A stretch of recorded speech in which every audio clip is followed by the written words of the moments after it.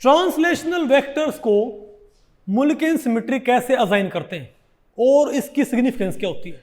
नमस्ते, मेरा नाम मनदीप दलाल है और इस लेक्चर में हम इन्हीं प्रश्नों के उत्तर खोजने की कोशिश करेंगे।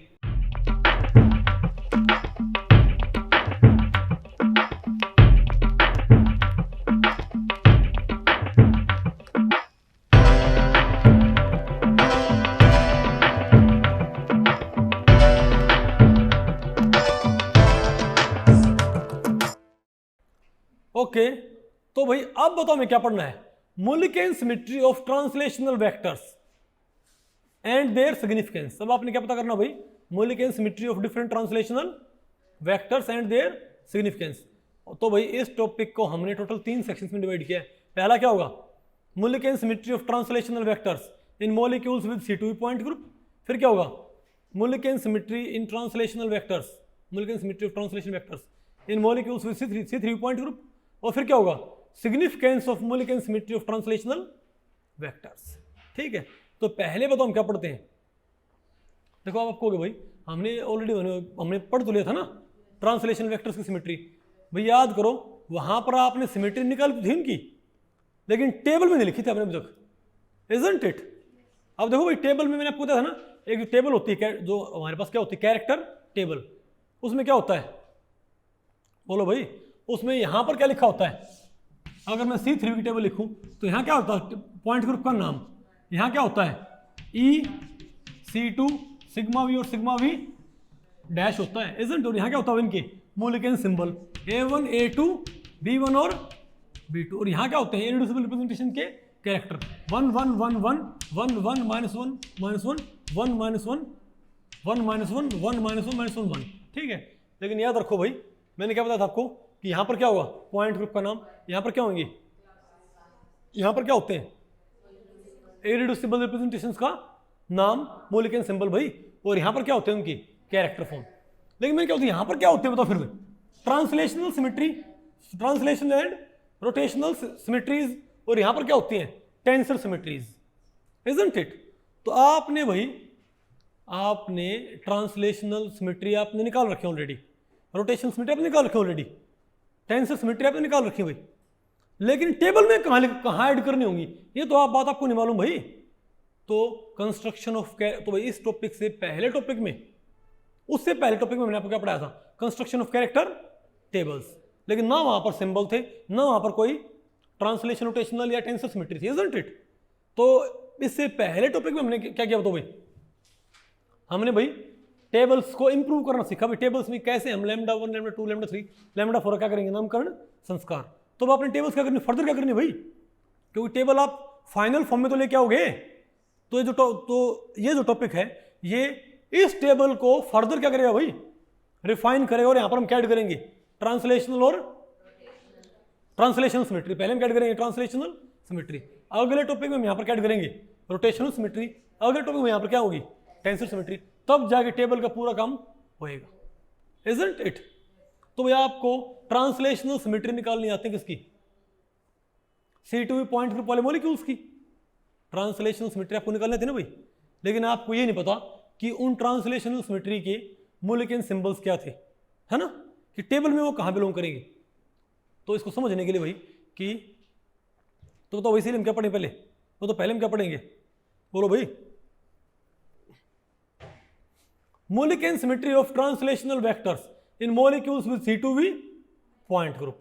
तो आपने भाई कोई मॉलिक्यूल लो जिसका पॉइंट ग्रुप क्या हो C2V, और उसकी मुल्किन सिमेट्री निकालो उसके ट्रांसलेशनल वेक्टर्स की।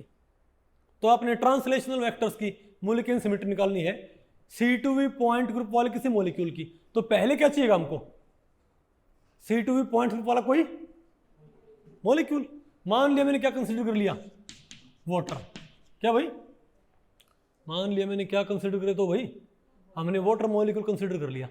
अब इस वाटर मॉलिक्यूल के ट्रांसलेशनल वेक्टर्स की आप क्या निकालो, मुल्किन सिमेट्री। तो बताओ भाई, तो पहले आप इसके, तो आप इन किसके ऊपर क्या लगा दो, 3 ट्रांसलेशनल वेक्टर्स। ये कौन सा y, ये कौन सा जरूरी, क्या कौन सा भाई x। तो आपने बताओ क्या करना पड़ेगा, पहले क्या करो भाई, इन तीनों को बेसिस ऑफ रिप्रेजेंटेशन मानते हुए अगर आपने इन तीनों क्या मालूम करनी है, translational sorry Mulliken symmetry, in translational vectors की आपने मुल्लिकेन सिमेट्री मालूम करनी है तो क्या करो भाई, तो क्या करो, C2V पॉइंट ग्रुप का कोई मॉलिक्यूल लेके उस पर 3 क्या लगा दो, ट्रांसलेशनल वेक्टर्स, उन्हें क्या मान लो, बेसिस ऑफ रिप्रेजेंटेशन। तो इनको बेसिस ऑफ रिप्रेजेंटेशन मानते हुए और क्या ड्राइव कर लो, बोलो भाई, रिड्यूसिबल रिप्रेजेंटेशन। क्या, अरे बोलो भाई, नहीं बात आपको पहले पड़ी। तो इन तीनों को बेसिस ऑफ रिप्रेजेंटेशन मानते हो, क्या बना लो भाई, ई की, C2 की, सिग्मा वी और सिग्मा वी डैश की मैट्रिक्स फॉर्म्स। तो ये जो मैट्रिक्स फॉर्म आएगी, बोलो भाई, जैसे ये क्या है, एक इरिड्यूसिबल रिप्रेजेंटेशन, इजंट इट। और यहां पर हमने कोई बेसिस कंसीडर करने की जरूरत नहीं पड़ी ना भाई, ये तो कैसे ही हमारे पास बिना, तो याद रखो भाई, किसी की इरिड्यूसिबल तो हम बेसिस कंसीडर करके भी निकाल सकते हैं और बिना बेसिस के भी निकाल सकते हैं, कैरेक्टर टेबल से, इजंट इट।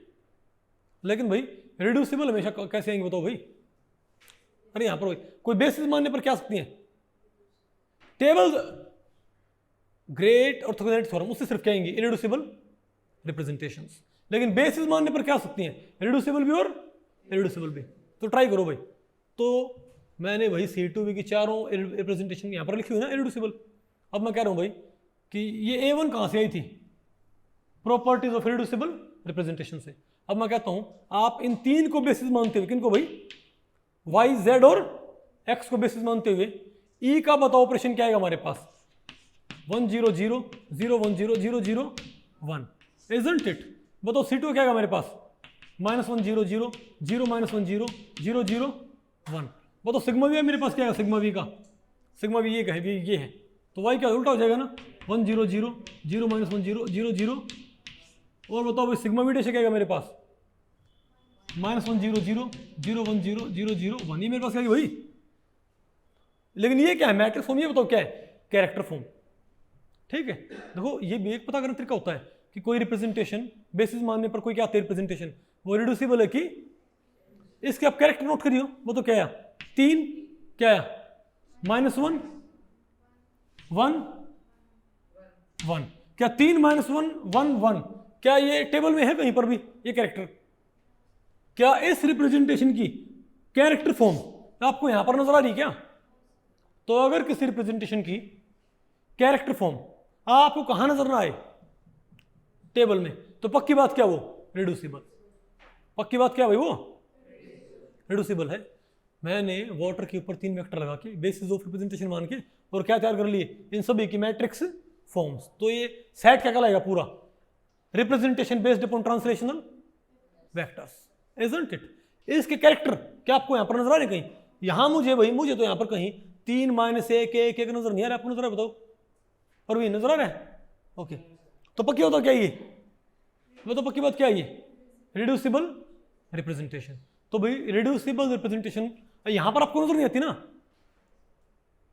तो बेसिस मानने पर कोई क्या, अच्छा तो अगर मैं क्या मानता, बॉन्ड एंगल क्या मानता, बेसिस क्या मानता मैं भाई, बॉन्ड एंगल क्या मानता बेस, तो इसमें एक क्या होता है एंगल, इसमें क्या होता है एंगल होता है थीटा। तो हर एक में वो क्या कहां रहता है एंगल, हर एक ऑपरेशन में एंगल वही रहता ना। तो मेरे पास क्या आती है 1 by 1 की 4 मैट्रिक्स, है ना। तो ये मैंने किसको मान के बनाया है, थीटा को। कैरेक्टर क्या होंगे इनके, 1 1 1 1, तो थीटा बेसिस माना, तो ये रिप्रेजेंटेशन आई कैरेक्टर फॉर्म में, ये होगी ट्रांसलेशन वेक्टर मैंने बेसिस, तो ये रिप्रेजेंटेशन आई कैरेक्टर फॉर्म में, ये होगी। नहीं समझे बात। तो बेसिस मानने पर क्या सकती है, क्या 1 1 1 1 नजर आ रहे हैं, बिल्कुल। तुम क्या बोलूंगा, थीटा किससे बिलोंग करती है, A1 से, यानी कि बॉन्ड एंगल की सिमेट्री क्या आएगी, मोलिकेन A1। नहीं बात आपको पहले पड़ी। अब आपको भाई कि ये तुमको नजर नहीं आ रही, तो ये तो क्या है इरिड्यूसिबल, और ये क्या है। तो बेसिस मानने पर क्या भाई, बेसिस कंसीडर करने पर जब आप कोई क्या बनाते हो रिप्रेजेंटेशन, अगर उसके कैरेक्टर आपको कहां पर नजर आ जाए एज इट इज टेबल में, तो क्या है रिड्यूसिबल, नहीं तो पक्के क्या वो रिड्यूसिबल। समझ गए बात। और कोई रिड्यूसिबल हो उसको फिर आपको उसके कंपोनेंट्स में तोड़ना होता भाई। क्या हर एक रिड्यूसिबल क्या होती है, अपने इरिड्यूसिबल कंपोनेंट्स में टूट सकती है। नहीं बात आपको पहले पड़ी क्या।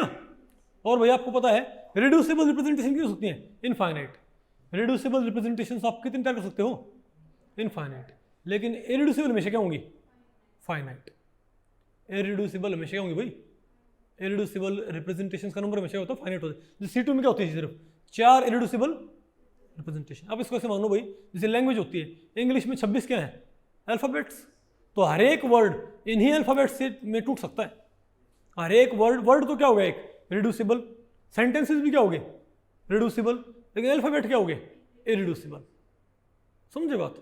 तो कोई वर्ड क्या होगा भाई, या तो कोई वर्ड जैसे मैं कहूँ दिस इज ए बैट, तो ए तो क्या है, ए भी यहाँ पर एक वर्ड का काम कर रहा है ना भाई, लेकिन ये ऑलरेडी क्या है एक इरिड्यूसिबल लेटर ही है।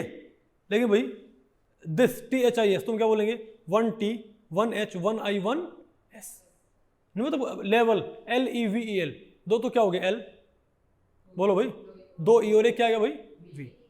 नहीं समझे बात? जैसे आप भाई, तो अगर मैं क्या मान लूँ भाई कि जैसे इंग्लिश को क्या मान लूँ मैं एक ग्रुप, ठीक है बात, सेंटेंसेस क्या मान लूँ उसकी, सेंटेंसेस वर्ड क्या मान लूँ उसकी रिड्यूसिबल, और लेटर क्या मान लूँ उसके इरिड्यूसिबल।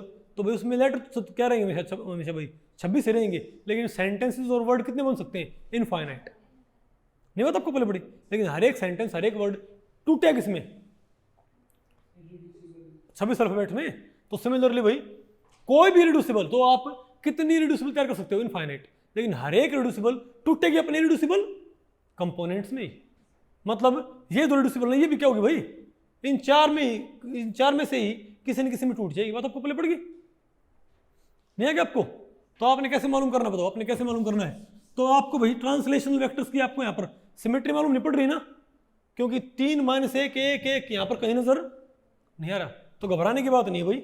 आप एक काम करो, इसको क्या करो ब्लॉक फैक्टर करो, इसको आप ब्लॉक फैक्टराइज कर दो। बताओ कैसे? क्या ये ब्लॉक फैक्टराइजेशन के जरिए हो जाएंगे रिड्यूस? इसको अभी ब्लॉक फैक्टराइज करके इनका ऑर्डर कम कर लो, तो क्या है मेरे पास, तो 1 by 1 की मेरे पास क्या आएगी इनमें बताओ कैरेक्टर क्या आया 1 1 1 1 है ना। तो बताओ भाई TZ बताओ क्या है मेरे पास 1 by 1 की 1 by 1 की 1 by 1 की 1 by 1 की। याद रखो लास्ट रो क्या होती है Z के लिए, सेकंड किसके लिए और फर्स्ट रो किसके लिए, ठीक है। तो बताओ क्या है 1, तो बताओ TZ के कैरेक्टर सिमेट्री के, तो ये क्या है मैट्रिक्स, ये क्या है matrix forms based upon TZ only. ये क्या है matrix forms based upon XY Z vector. ये क्या कर ली Z वेक्टर बेस्ड भाई, ये X Z बेस्ड है।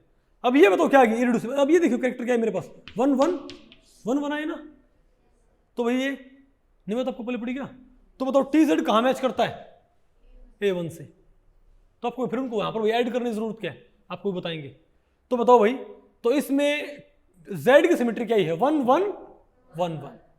अब भाई बताओ, अब ये क्या रहेगी हमारे पास भाई, ये मेरे पास क्या रहेगी, तो मेरे पास अरे मैंने इन 3 by 3 की 4 मैट्रिक्स को तोड़ दिया। बताओ किसमें 2 by 2 की 4 और 1 by 1 की 4। 1 by 1 की 4 तो किसके लिए है बताओ, 1 by 1 की भाई बताओ 4 तो किसके लिए हमारे पास है Z के लिए। और ये देखो अब इनका बताओ क्या क्या आएगा हमारे पास कैरेक्टर 2 -2 0 0। क्या मुझे 2 -2 कहीं नजर आ रहा है क्या, नहीं। तो क्या करो इसको एक बार और क्या कर दो ब्लॉक फैक्टराइज। तो भाई इनको पहले तो क्या करो यहां से इसको ब्लॉक फैक्टराइज, फिर इसको यहां से नहीं मतलब आपको पहले पड़ी। तो मेरे पास क्या हो जाएंगे TX क्या हो जाएंगे सेपरेट, TY भी और TZ भी नहीं बेटा सगरी का। अरे भाई अगर मान लिया आपने तो क्या किया आप अकेले भी, मैंने आपको पहले पढ़ाया था भाई, ठीक है। तो सिंपल बात ये है, तो आप ये बताओ भाई, तो TX की जो क्या आएंगी, तो भाई TX बेस्ड 4 मैट्रिक्स जो आएंगी उनके कैरेक्टर क्या आएंगे बताओ भाई। अरे भाई अगर आपने इसको कहाँ से आपने इसको ब्लॉक फैक्टराइज कर दिया, यहां से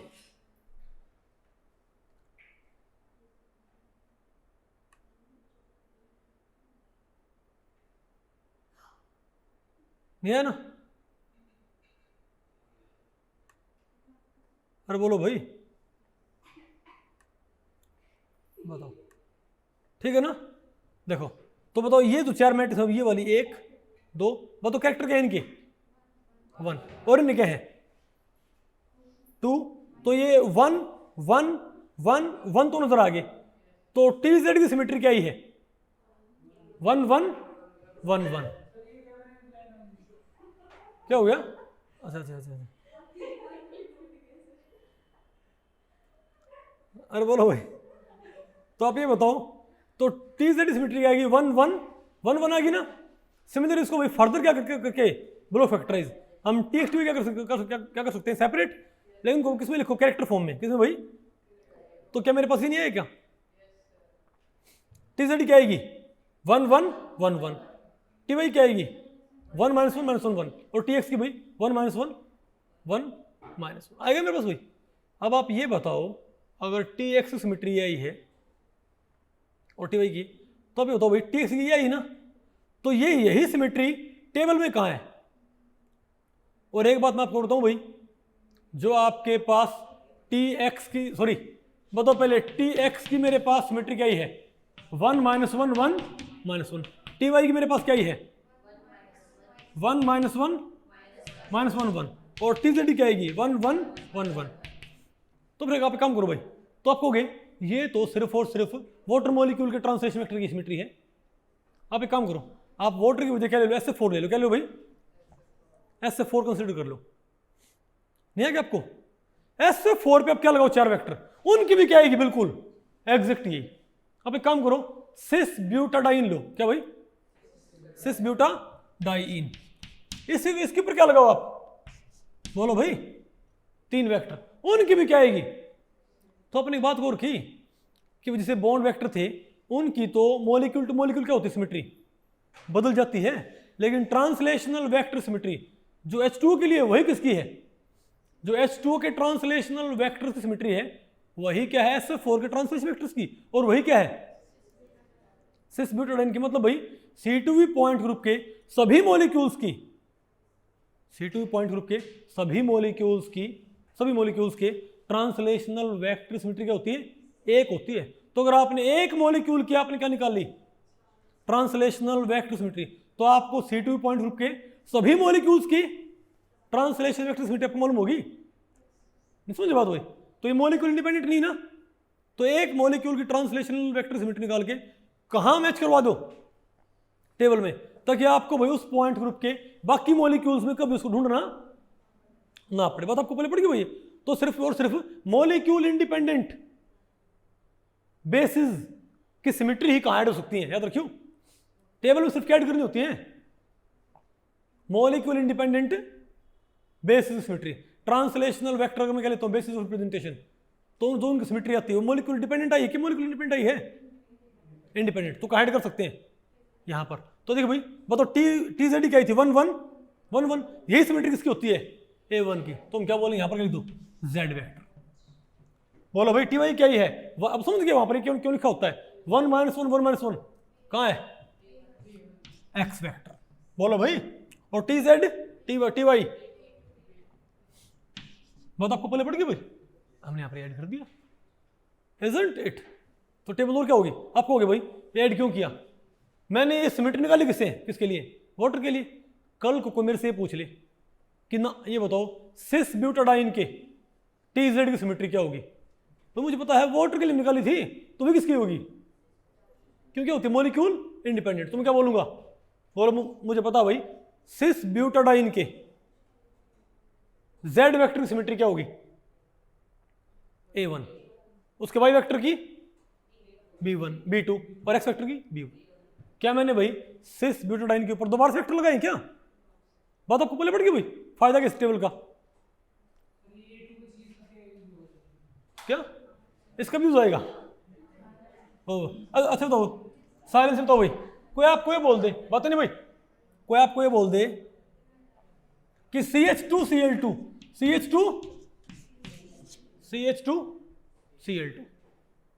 इसके CH2Cl2 के वाई वेक्टर, CH2Cl2 के वाई वेक्टर की आप क्या बताओ? Molecule symmetry. तो आपने इसके ऊपर भाई, आपने इसके ऊपर वाई वेक्टर लगाना नहीं है। क्यों? क्योंकि क्या C2V पॉइंट ग्रुप इसका भाई, नहीं समझे बात? तो इसकी भी क्या होगी? B2 ही होगी। नहीं बात आपको पहले पड़ी? तो एक तो भाई क्योंकि ये ट्रांसलेशन सिमेट्री होती है मॉलिक्यूल इंडिपेंडेंट, तो एक मॉलिक्यूल की निकाली, सभी मॉलिक्यूल्स की निकाली, तो सभी मॉलिक्यूल्स के वैलिड है। नहीं समझे बात? तो उसको फिर कहाँ शो कर दो भाई? टेबल में। तो कल किसी मॉलिक्यूल के ट्रांसलेशनल वेक्टर सिमेट्री मालूम करनी पड़ जाए तो टेबल से नोट कर ले, उसके दोबारा उसको सॉल्व ना करना पड़े। नहीं है ना आपको ये? वेरी गुड, तो सामने लिख दिया मैंने भाई। अब बताओ अब क्या पढ़ना आपने भाई? मॉलिक्यूल सिमेट्री इन C3V पॉइंट ग्रुप। अब ये बिल्कुल वैसे ही है। यहाँ बताओ आपने क्या करना है? Molecule symmetry of translational vectors in the molecule with C3V point group. अरे बोलो भाई, तो क्या करोगे आप? C3V पॉइंट ग्रुप का कोई एक मॉलिक्यूल लेके, अरे भाई C3V पॉइंट ग्रुप का कोई एक मॉलिक्यूल लेके और उसके रोटेशनल उसके ट्रांसलेशनल वेक्टर सिमेट्री निकाल लो। अरे भाई मत कहियो, अरे भाई बात यहां पर होगी। अगर आपने C3V पॉइंट ग्रुप के मॉलिक्यूल्स की आपने क्या निकालनी है? ट्रांसलेशनल वेक्टर्स की सिमेट्री। अब क्या करो, कोई एक मॉलिक्यूल लेके उसकी ट्रांसलेशनल वेक्टर सिमेट्री निकालो। फिर कोई एक और मॉलिक्यूल हो वही C3 पॉइंट ग्रुप का, अगर हर बारी क्या रहा है सेम सिमेट्री आ रही तो हम क्या बोले, क्या है? Molecule independent. फिर एक ही काफी था। नहीं बात आपको पहले पड़ी क्या? तो क्या करोगे आप? तो C3V पॉइंट ग्रुप के मॉलिक्यूल्स की ट्रांसलेशनल वेक्टर्स की सिमेट्री निकालो। तो आप क्या कहोगे भाई? पहले तो हमें क्या चाहिए? कोई मॉलिक्यूल चाहिए। कौन से लिए हमने भाई? अमोनिया। ठीक है बात। तो अमोनिया में भाई का पॉइंट ग्रुप कैसे? C3V। ऑपरेशन कौन से हैं? E है, C3 1 है, C3 2 है, सिग्मा 1 सिग्मा 2 सिग्मा 3। ठीक है बात। तो बताओ भाई, और बताओ रोटेशन की मैट्रिक्स कौन सी होती है? यहाँ पर रोटेशन की ये होती है ना? अरे बोलो भाई, तो रोटेशन मैट्रिक्स क्या होती है हमारे पास? ये होती है। इसको यूज करते हुए C3 1 C3 2 की मैट्रिक्स बना लो, और ई की हमको पता ही है, और सिग्मा 1 सिग्मा 2 सिग्मा 3 की मैंने भाई मैट्रिक्स बनाई थी, नहीं बनाई क्या? तो भाई ई C3 1 C3 2 sigma 1 sigma 2 sigma 3। ठीक है। अरे भाई अमोनिया के मॉलिक्यूल में इन तीन वेक्टर्स को क्या मानते हुए बेसिस ऑफ रिप्रेजेंटेशन क्या बना लो? 6 के 6 ऑपरेशन की मैट्रिक्स फॉर्म्स। क्या ये? Representation based upon translational vectors. इसको फिर क्या करोगे? क्या ये बोलो फैक्टराइजेबल है क्या? बिल्कुल। इसको यहां से, अरे बोलो भाई, समझ गए ना? अरे भाई इनको यहां से तोड़ दो, फिर इनको यहां से तोड़ दो। तो बताओ भाई, तो Z तो क्या होगा? सेपरेट हो गया ना? वो तो क्या है? 1 1 1 1 नीचे भाई 1 1 आ गया ना भाई? तो Z तो क्या सेपरेट हो गया, लेकिन कौन सेपरेट नहीं हो? बताओ भाई, X और Y। अच्छा एक बात और, X और Y सेपरेट ना होने का, X और Y भाई, X और Y सेपरेट नहीं हुए ना, लेकिन कौन सेपरेट होगा? Z। इसका मतलब पता क्या है कि Z इनके क्या है? Orthogonal independent. Z क्या इनके भाई? ऑर्थोगोनल। Z इनसे बिल्कुल क्या है? Z अकेला मूव कर सकता है। नहीं बात आपको पहले पड़ी क्या? तो बताओ, तो मेरे पास क्या है? तो 3 बाई 3 की मेरे पास क्या थी? इसके आपको कैरेक्टर कहीं नजर आ रहे हैं टेबल में? +3। क्या C3V की टेबल में कहीं 3 होता है क्या? नहीं। तो क्या करो, इसको तोड़ो भाई। क्या है? क्या ये रिड्यूसिबल? तो 2 बाई 2 की 6 आ गई और 1 बाई 1 की 6। अब देखो बताओ कैरेक्टर क्या है इसके? 1, फिर क्या आया?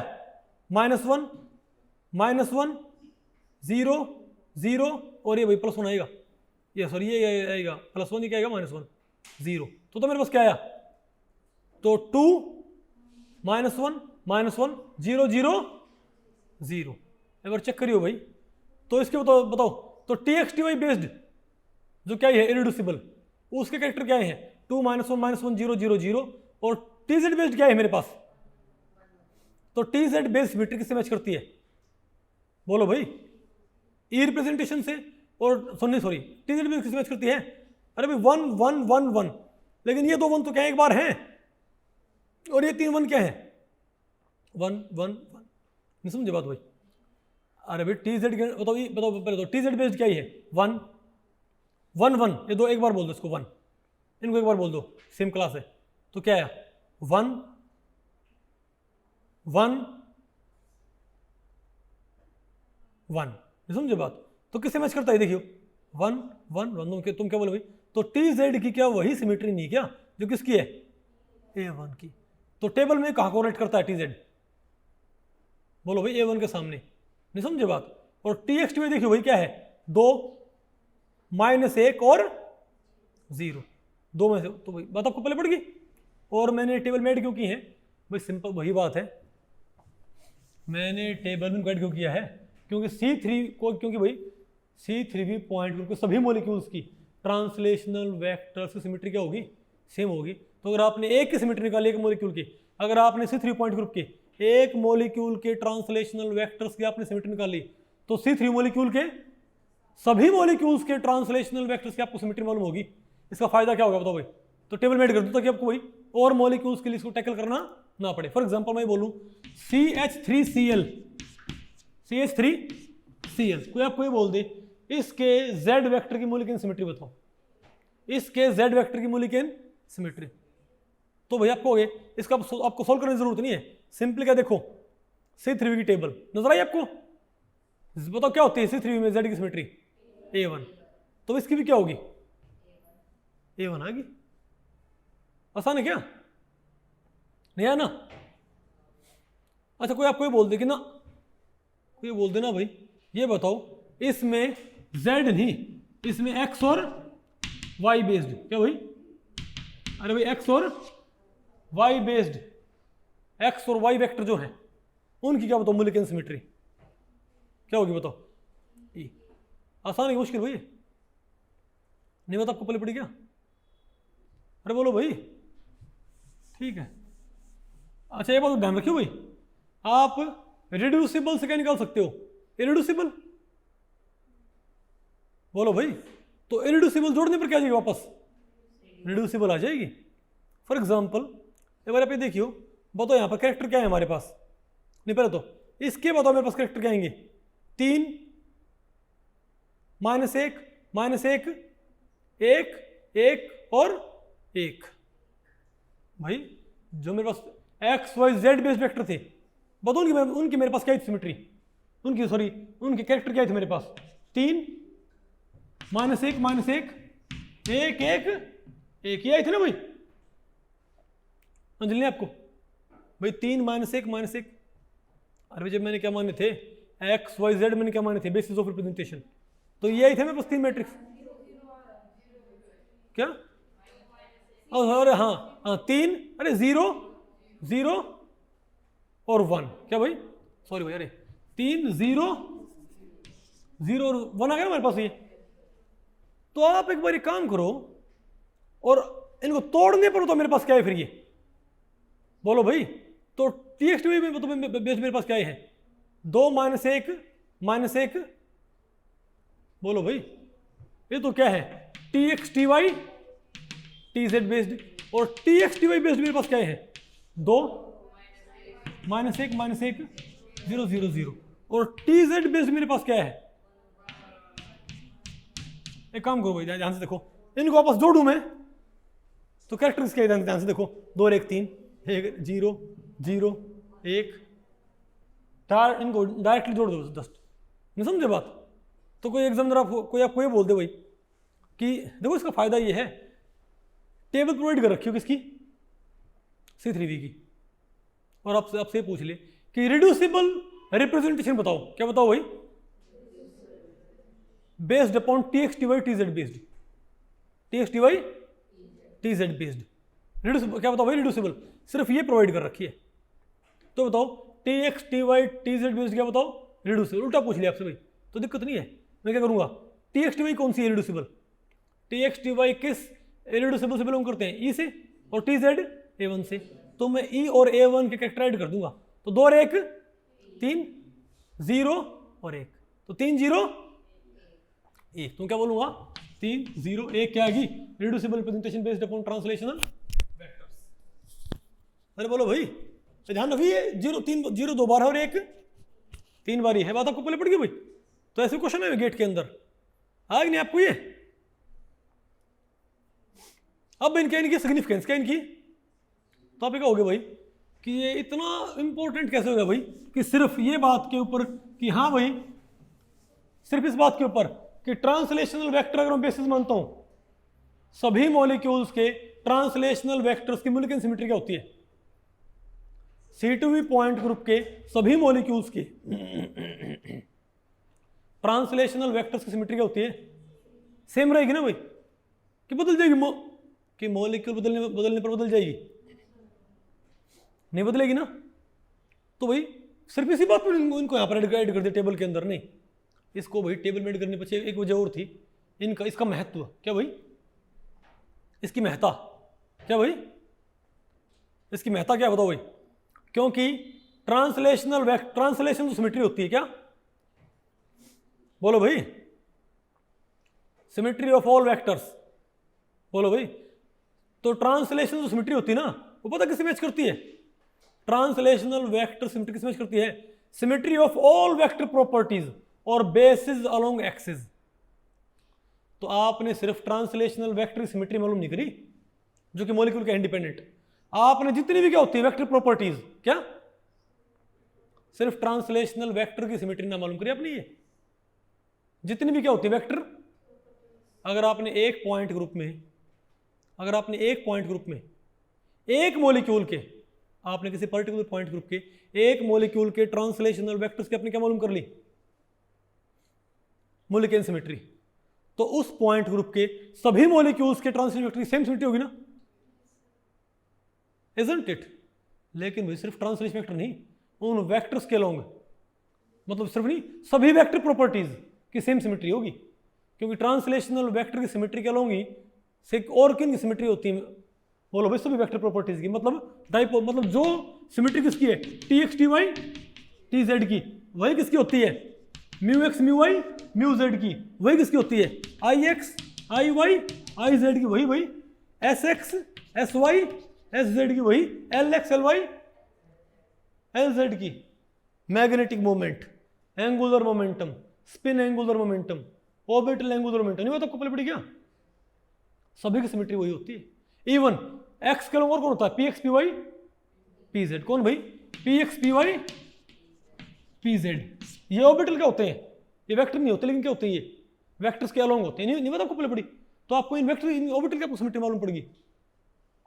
Plus translational degree of freedom, क्या भाई, ट्रांसलेशनल डिग्री ऑफ फ्रीडम की आपको सिमेट्री मालूम पड़ेगी, यानी आपने सिर्फ ट्रांसलेशनल वेक्टर की सिमेट्री मालूम नहीं करी उस पॉइंट ग्रुप के सभी मॉलिक्यूल्स के लिए, क्या किसी पॉइंट ग्रुप के एक मॉलिक्यूल के ट्रांसलेशनल वेक्टर की सिमेट्री आप निकालोगे ना, तो क्या वही ट्रांसलेशनल वेक्टर की सिमेट्री सबकी होगी उस पॉइंट ग्रुप के सभी मॉलिक्यूल्स की होगी ना।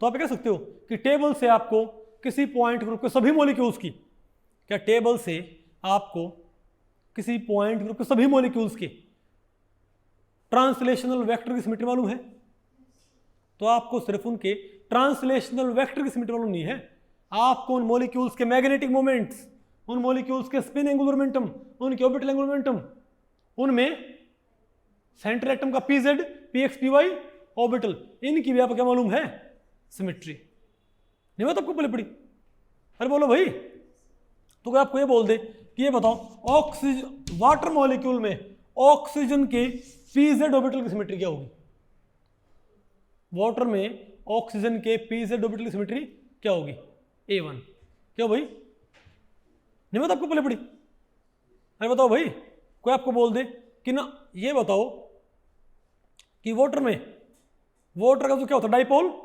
मोमेंट, कोई आपको बोल दे कि वाटर के डाइपोल मोमेंट की सिमेट्री क्या होगी, वाटर के डाइपोल मोमेंट क्या बताओ भाई, सिमेट्री, डाइपोल मोमेंट क्या होता है, म्यू होता है, म्यू टू उठता है किन एक्सिस के लोग, mu x mu Y mu z, तो वाटर के डाइपोल मोमेंट की सिमेट्री क्या है, बताओ बताओ क्या वाटर के dipole moment symmetry, T Z A1 है B1 है और तुम क्या बोलूंगा A1 B1 और B2, मैं क्या बोलूंगा भाई, मैं क्या बोलूंगा, म्यू की सिमेट्री क्या है, A1 plus B1 plus B2 क्या है, वाटर का डाइपोल मोमेंट की सिमेट्री, वाटर के एंगुलर मोमेंट की सिमेट्री क्या होगी, यही होगी। अब समझ बात कितना इंपॉर्टेंट है भैया, क्यों इनको टेबल में ऐड करना पड़ता है, ये सिर्फ मॉलिक्यूल इंडिपेंडेंट है, सिर्फ इसलिए ऐड नहीं किया क्योंकि मॉलिक्यूल इंडिपेंडेंट तो ही है, लेकिन इनकी सिमेट्री से रिजेंबल करती है दुनिया भर की मॉलिक्यूलर प्रॉपर्टीज की सिमेट्री। तो अगर आपको एक पॉइंट ग्रुप के एक मॉलिक्यूल के ट्रांसलेशन वेक्टर सिमेट्री मालूम होगी, तो आपको उस पॉइंट ग्रुप के सभी मॉलिक्यूल्स की ट्रांसलेशनल वेक्टर सिमेट्री मालूम होगी, और आपको उस पॉइंट ग्रुप के सभी मॉलिक्यूल्स के बहुत सारी मॉलिक्यूलर और एटॉमिक प्रॉपर्टीज की सिमेट्री मालूम होगी भाई, नहीं बात आपको पहले पड़ी क्या, अरे बोलो भाई, ठीक है ना बात। तो ये बताओ क्या इसकी भाई सिग्निफिकेंस। अब बताओ क्या क्वेश्चन क्या है, the character table of C2V point group is given below. ठीक है, the molecular symmetry of px orbital in SF4। कमाल देखो इसका भाई, आप इसका भाई जादू देखो इसका। बताओ क्या है, ये क्या था ये बताओ। SF4 में क्या भाई, और क्या बोलता है ये SF, ये मान लिया क्या Z एक्सिस, ये क्या भाई फ्लोरीन फ्लोरीन फ्लोरीन, ये बताओ क्या मान लिया Z एक्सिस। तो बताओ भाई SF4 में इस सल्फर के pz ऑर्बिटल की सिमेट्री बताओ। तुम क्या बोलेंगे, SF4 का पॉइंट ग्रुप क्या होता है, अरे बोलो भाई, नहीं सॉरी px का, अब क्या होता भाई px। तो SF4 का पॉइंट ग्रुप क्या होगा C2V। तो x सामने क्या लिखा हुआ है, तुम क्या बोलेंगे B1। अरे भाई px लिखा हुआ है भाई, B1 आएगा। तो भाई कौन सा ऑप्शन आएगा भाई उसे, बी ऑप्शन। नहीं आया ना आपको समझ में, अरे भाई बी आएगा B1 आएगा। x की px पूछा है तो क्या px ऑर्बिटल x एक्सिस के लॉन्ग नहीं होता क्या, तो जो x वेक्टर की सिमेट्री होगी C2 पॉइंट ग्रुप में वही क्या होगी px ऑर्बिटल की। तो क्या है मेरे पास आंसर इसका B, यानी कि B1 आ गई भाई, तो x सामने क्या लिखा हुआ है B1।